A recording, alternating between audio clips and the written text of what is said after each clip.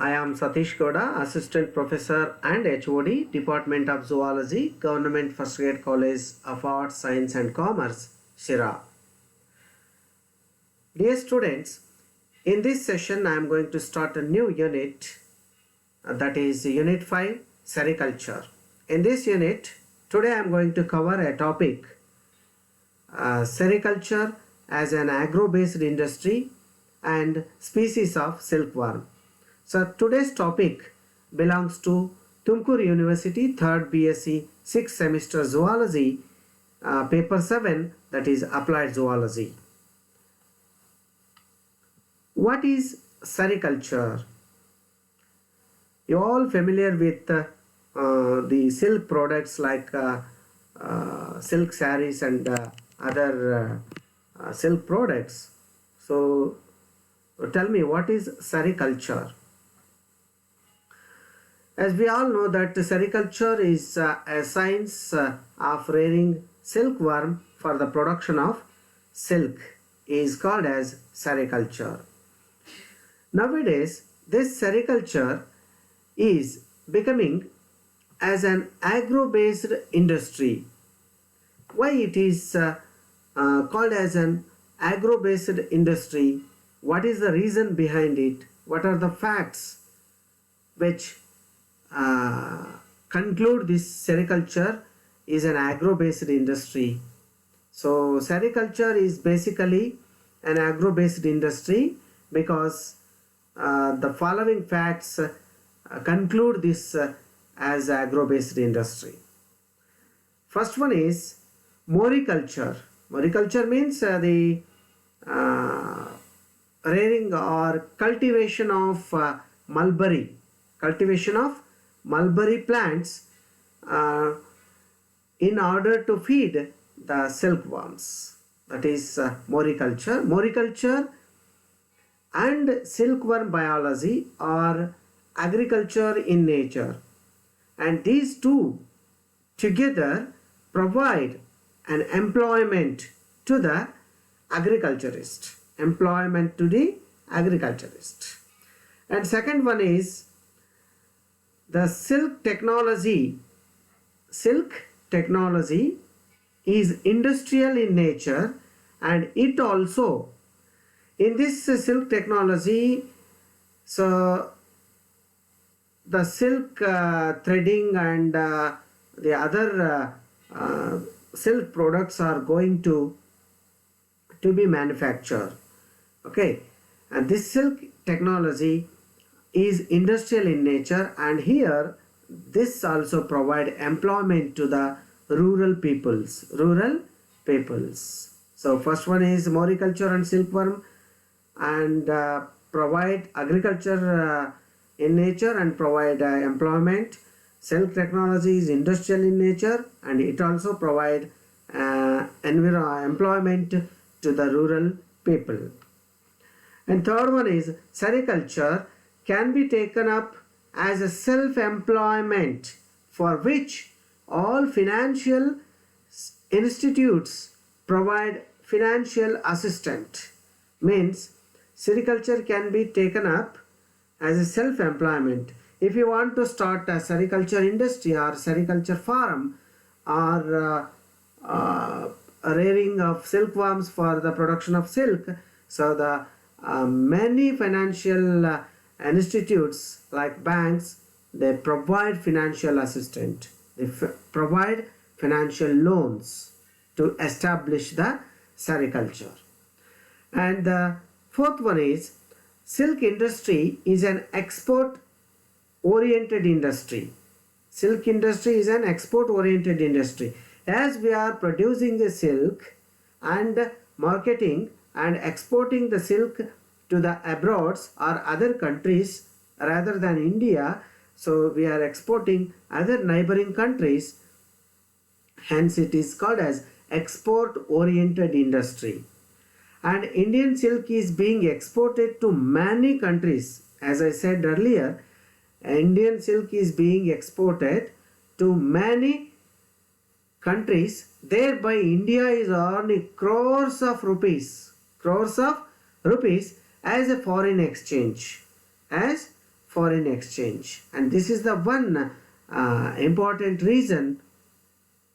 And other one is, a farmer with 1 acre of land can earn more than 40 to 50,000 rupees per year if he follows the scientific method of mulberry cultivation. Can expect more earning rather than 40 to 50,000, can expect more earning if he followed the scientific method of mulberry cultivation. And the last aspect is, sericulture is also concerned with various other activities such as reeling, twisting, weaving, drying, painting, and even marketing. By seeing all these facts, we can conclude sericulture as an agro-based industry. I hope you all understood why the sericulture is known or called as agro-based industry. What are the reasons behind this? And coming to the next a bit of a topic in this session, that is a species of silkworm. So there are mainly two categories of silkworms. They are mulberry and non-mulberry silkworm. Mulberry and non-mulberry silkworm. So what are mulberry silkworm? So mulberry silkworms which feed on the mulberry plant. Why they are called as mulberry silkworms? Because the silkworms which feed on mulberry plants such as the mulberry plants, mulberry silkworms or Morus alba, Morus indica, Morus lavigata are called mulberry silkworm. So these mulberry silkworms feed on only the mulberry plants, hence they are called as mulberry silkworm. And the scientific name of the silkworm is Bombyx mori. Bombyx mori. So the silk produced by Bombyx mori or mulberry silkworm is called as mulberry silk. Mulberry silk, which is the finest quality silk in the world. The silk which is produced by the Bombyx mori or mulberry silkworm is the finest quality silk in the world. So here you can see the Bombyx mori, that is mulberry silkworm, which produced the mulberry silk. It becomes, and it is concluded, the finest silk in the world. Now coming to the non-mulberry silkworms. Non-mulberry silkworms, as the name itself says, so the silkworms feed on non-mulberry, silkworm feed non-mulberry plants. So rather than feeding on mulberry plants, the silkworms are going to feed on non-mulberry plants such as Terminalia species. So in Kannada, Terminalia means Tare Mara anta karitive. So it feeds on Terminalia species and castor species. Castor ಅಂತ ಹೇಳಿದ್ರೆ ನಾವು ಕನ್ನಡದಲ್ಲಿ ಔಡಲ ಅಂತ ಕರಿತೀವಿ. ಔಡಲ ಗಿಡ ಅಥವಾ ಔಡಲ ಮರ ಅಂತ ಕರಿತೀವಿ ನಾವು. So that castor species and Machelus bambicina. So this is one of the most important non-mulberry plant which feeds, the silkworm feeds on it. So all these plants and etc. and other non-mulberry plants, so being fed by the silkworms. Hence these silkworms are called as non-mulberry silkworms. The silk produced by non-mulberry silkworm is called as non-mulberry silk. As the earlier, the mulberry silk is produced by the mulberry silkworm. hence that is silk is called as mulberry silk. Here the silk produced by non-mulberry silkworms is called as non-mulberry silk. So the non-mulberry silkworms are further classified into different categories or different types, that is eri, muga, tassar and etc. So now coming to the first one, that belongs to non-mulberry silkworm, that is eri silkworm. So this eri silkworm scientifically known as Philosamia ricini is commonly called as eri silkworm. So this eri silkworm, here you can observe this silkworm which is fifth instar in stage. So this eri silkworm belongs to family Saturnidae. So the eri silkworm belongs to family Saturnidae, and it feeds on castor leaves or Racinus communis trees leaves. The silk produced by the eri silkworm is called as arandi or endi silk locally. So locally it is called as endi silk. So these eri silkworms feed on castor leaves and other Racinus communis tree leaves, so which is produced silk, and the produced silk is commonly known as endi silk. And it is this eri silkworm produced in Assam and Bihar. So it belongs to Assam and Bihar, whereas in Assam and Bihar eri silk is very much prominent. And eri is brick red or white silk, brick red in color or white in color. The silk produced by Philosamia ricini or eri silkworm. Larvae are yellow in color or cream or green or blue or white in color with spots or without spots. The silkworms, the caterpillars or silkworms are with these are called as larval stages. So these larvae are yellow, cream, green, blue, white in color with spots or without spots. The silkworms needs a rearing house. So these eri silkworms needs some sort of sophisticated and hygienic rearing houses. This is about one of the non-mulberry silkworm, that is eri silkworm and eri silk. Now coming to the other type of non-mulberry silkworm, that is muga silkworm. This muga silkworm, see here, you can see this larva of this muga silkworm, or the muga silkworm are scientifically called as Antheria assama. Antheria assama. So this is the fifth instar larva which you are observing on the screen. So this muga silkworm or Antheria assamiensis, it belongs to family Saturnidae, and it is semi-domesticated in nature. It is semi-domesticated in nature. And the native place of this muga silkworm is Assam. Hence the name of the species is assamensis, Antheria assamensis. So it belongs to the species Assam.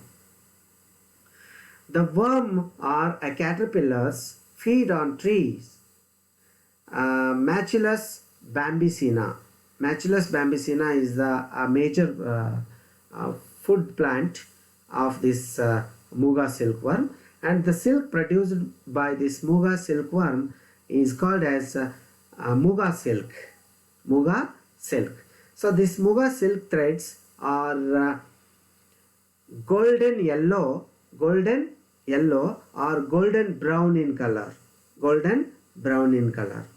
So this is about another type of non-mulberry silkworm, that is Muga silkworm and Muga silk. Now coming to the next one, that is another non-mulberry silkworm, that is tassar silkworm. This tassar silkworm, which you are observing here on the screen, this is a caterpillar or fifth larval stage in star, that is tassar silkworm, which is scientifically called as Antheria mylitta. Antheria mylitta belongs to family the Saturnidae. So this Saturnidae family has different species of non-mulberry silkworms. So these tassar silkworms are reared in Bihar, Orissa, Madhya Pradesh and Uttar Pradesh. So these tassar silkworms belongs to or rearing this category of tassar silkworm reared in different states like Bihar, Orissa, Madhya Pradesh and Uttar Pradesh. And especially this tassar silkworm feeds on the plant Terminalia tomentosa or Terminalia arjuna plants. So these are the different species of Terminalia. Terminalia has different species. So here the two major species of Terminalia is major food for the tassar silkworm. The silk produced by this tassar silkworm is known as tassar silk. This tassar silk is coppery in color. So copper ನೋಡಿರಬಹುದು ನೀವೆಲ್ಲ copper color ಅಲ್ಲಿ ಇರುತ್ತೆ. Silk produced, the silk is coloring in the coppery color. Hence it is, the silk is coppery in color and the cocoon is of hen's egg size. So you might have very familiar with the hen's egg and you might have seen in the markets and in your houses, and you are familiar with the hen's egg. So here the cocoons which are produced by the silkworm or tassar silkworm is of that of the hen's egg size. ಅಂದರೆ hen's egg size ನಷ್ಟು ದೊಡ್ಡದು cocoons ಇರ್ತವೆ ಅಂತ. So this is about the mulberry and non-mulberry silkworms. I hope all you are understood well about sericulture as an agro-based industry and species of silkworm, that is mulberry silkworm known as Bombyx mori, and non-mulberry silkworms are called as Eri, Muga and tassars. I hope all you understood. I will end up this session here and I will come with the next topic in the next session.